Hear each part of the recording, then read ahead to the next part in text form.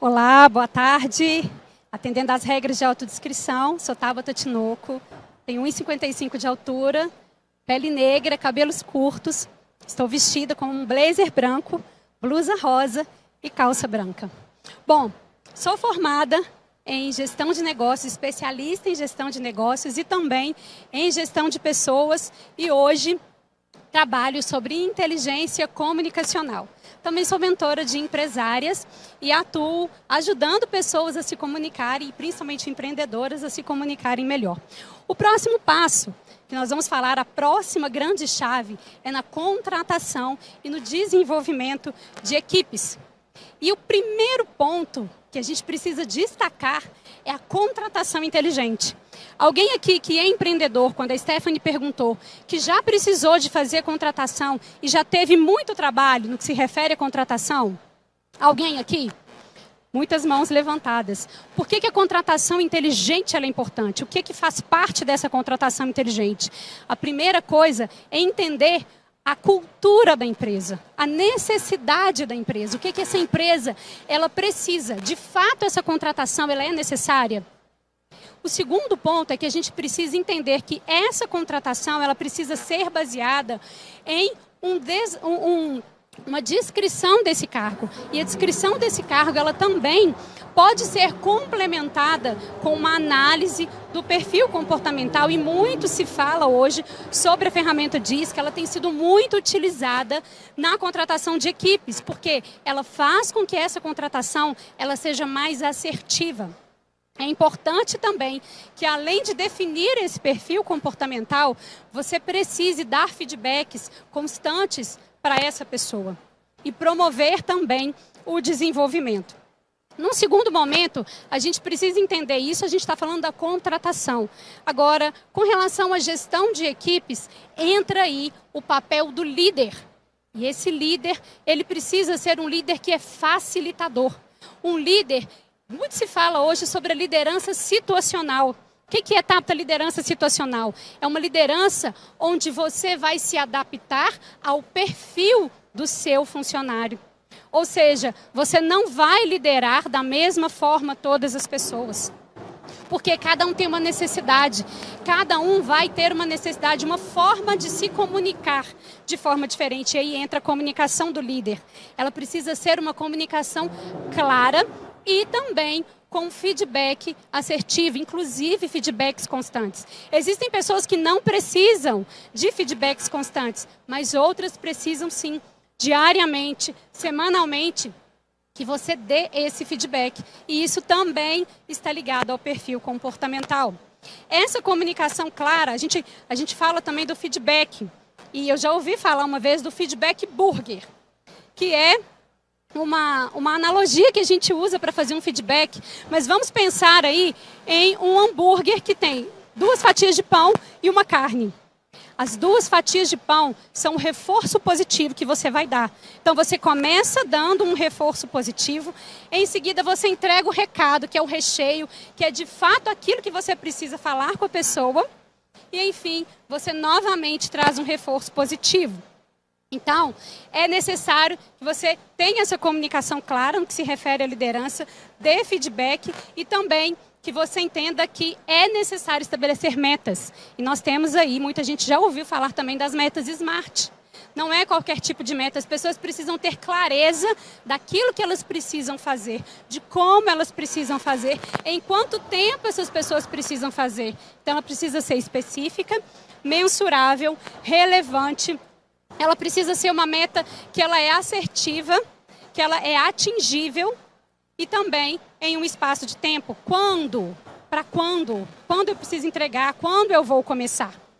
E também a gente precisa entender que não existe, de fato, uma contratação e uma gestão de equipes eficiente se você não tem o desenvolvimento e a retenção desses talentos. E para desenvolver e reter talentos, você precisa conhecer e você também precisa desenvolver, que é dar treinamento, é capacitar essa pessoa, não só internamente, como externamente também. E falando do próximo, que é a adoção de ferramentas tecnológicas. Eu costumo dizer que a tecnologia ela está muito ligada à inovação. E inovação nem sempre a gente precisa investir muito dinheiro. Existem várias possibilidades. E a inovação está muito mais ligada à criatividade e a você despender de tempo e energia do que necessariamente a altos investimentos. Muitas pequenas e médias empresas estão ainda com processos lentos, presos a papéis, com medo ou com receio de utilizar a tecnologia. Mas isso traz um ganho muito positivo para dentro dessas empresas. E aí a gente entra, estamos falando aqui da libertação das correntes do negócio, a gente entra com as tecnologias que são libertadoras. Por exemplo, você pode utilizar a gestão do arquivamento de documentos em nuvem. Você pode utilizar ferramentas de tecnologia que possam facilitar a análise de dados, a gestão dos seus processos. Por exemplo, também a mobilidade. O home office, ele veio com tudo. Ele veio para ficar. E por que não? Muitas empresas andam investindo também em contratação de pessoas no modo híbrido ou até mesmo no home office. Porque menos absenteísmo, a gente tem menos custos com esse funcionário, então é só benefícios de fato para a empresa. E agora a gente vai para algumas dúvidas. Vamos lá, Stephanie? Oi, vamos lá. E eu queria trazer uma pergunta para a Stephanie no que se refere à gestão financeira, que é: qual é a diferença, quando a gente fala de precificação, qual é a diferença entre a precificação de um produto ou de um serviço, Stephanie? Vamos lá. A precificação de um produto, ela é baseada em itens tangíveis, tá? Então, quando você produz uma pizza, por exemplo, você tem a massa, você tem o molho, você tem o queijo, você tem a mão de obra do pizzaiolo, você tem uma estrutura de aluguel, energia, gás, etc. Então, você consegue precificar a partir de itens tangíveis, que é todos os itens que vocês precisam para fazer o produto. No caso do exemplo, a pizza, tá? Quando a gente está falando de precificação de serviço, a precificação de serviço ela está baseada muito mais em itens intangíveis, não tocáveis. Por quê? Porque na prestação de serviço, você tem muito mais uma percepção de valor da pessoa que está contratando o teu serviço do que propriamente uma estrutura de custos grande.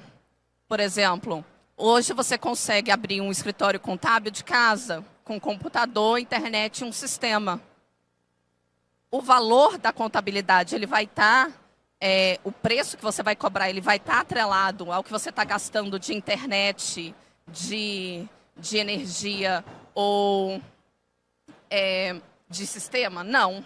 Ela vai estar atrelada ao valor que o cliente enxerga no teu serviço. É por isso que tem nutricionistas que atendem plano de saúde e ganham R$50 por consulta. E tem nutricionistas que cobram R$250 por consulta. Qual a diferença? É que a pessoa que vai lá, ela vê o valor na pós-graduação, na formação daquele profissional. Aquele profissional, ele traz resultado para aquela pessoa, ok? Então, a diferença dos dois tipos de precificação é essa estrutura quando você pensa sobre o que você vai considerar na precificação. A outra questão da precificação de serviço é as formações, né? O que a pessoa vê valor está na tua cabeça, está na quantidade de pós-graduação, mestrado e outras formações que você fez e não na tua estrutura de custos. Beleza? Excelente. Uma dúvida que as pessoas têm também no que se refere à contratação e à gestão de equipes é que muitas vezes a gente não sabe como fazer uma contratação eficiente. E a resposta para isso é que a gente precisa entender e saber colocar a pessoa certa no lugar certo. Não adianta você fazer um tipo de contratação que é porque é indicação de um amigo, é indicação de um parente. Isso é muito válido. As empresas têm utilizado bastante, porque torna-se esse funcionário, essa indicação, ele se torna esse funcionário que indicou, ele se torna meio que um padrinho desse funcionário que foi contratado. Mas não necessariamente isso precisa ser uma regra. Não necessariamente precisa ser uma regra. Então, é de fato a gente entender que a pessoa certa precisa estar no lugar certo. Eu tenho uma outra dúvida, Tabata. Quando você está falando de adoção de novas tecnologias, como é que a empresa, imagino aqui que muitos sejam empreendedores individuais, microempreendedores, eles podem começar a adotar uma tecnologia que seja assim de baixo custo?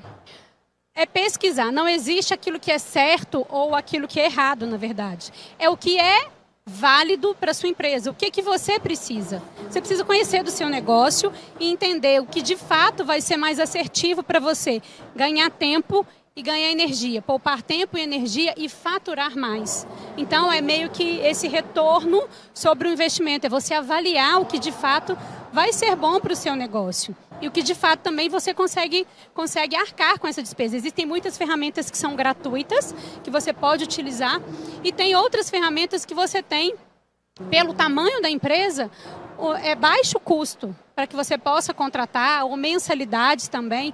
Então, é você de fato avaliar o que precisa na empresa. Uma dica adicional, eu não sei se vocês já utilizaram, nós temos o ChatGPT. Exatamente. Tá? Utilizem, é muito interessante, é de grande valia. Pode passar. E aqui, quem quiser, essas são as nossas redes sociais. Pode mandar dúvida lá para mim. Eu sei que a gente falou muito pouco. Sim. O tempo ele é curto, tá? Mas se tiverem dúvidas, podem mandar lá para a gente, tanto no meu Instagram quanto no da Tabata. Obrigada pela oportunidade. Também agradeço a oportunidade. Muito obrigada a todos vocês. Muito obrigada, Stephanie, Tabata.